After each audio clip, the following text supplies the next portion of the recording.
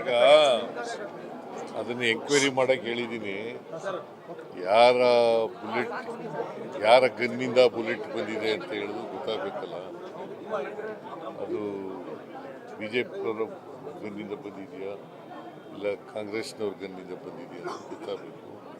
ಅದಕ್ಕೋಸ್ಕರ ಅದನ್ನು ತನಿಖೆ ಮಾಡಿ ಅಂತ ಹೇಳಿದ್ದೀನಿ. ಎಂಕ್ವೈರಿ ಮಾಡಿ ರಿಪೋರ್ಟ್ ಕೊಡಿ ಇಮಿಡಿಯೇಟ್ ಆಗಿ.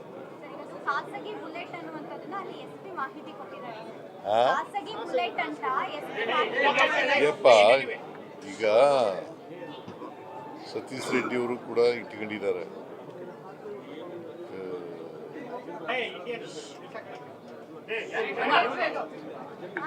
ಅವರ ಸೆಕ್ಯೂರಿಟಿಗೋಸ್ಕರ ಅವರು ಇಟ್ಕೊಂಡಿದ್ದಾರೆ. ಏರಲ್ಲಿ ಗನ್ ಫೈರ್ ಮಾಡಿದ್ದಾರೆ. ಅದಕ್ಕೆ ಆ ಫೈರಿಂಗು ಏರ್ನಲ್ಲಿ ಮಾಡಿರೋದು ಇದಕ್ಕೆ ಬಂದಿದೆ, ಮನುಷ್ಯನಿಗೆ ತಗಲಿದೆ. ಅವನು ಯಾರೋ ಒಬ್ಬ ಸತೀಶ್ ರೆಡ್ಡಿ ಅಲ್ಲ, ರಾಜಶೇಖರ್ ರೆಡ್ಡಿ ಸತ್ತೋಗಿದ್ದಾರೆ ಪಾಪ. ಅದಕ್ಕೆ ಅದು ಯಾವ ಗನ್ನಿಂದ ಬಂದಿದೆ ಅನ್ನೋದು ಗೊತ್ತಾಗಬೇಕಲ್ಲ. ಅದಕ್ಕೆ ತನಿಖೆ ಮಾಡಿ ಹೇಳಿ ಅಂತ ರಿಪೋರ್ಟ್ ಕೊಡಿ ಅಂತ ಹೇಳಿ.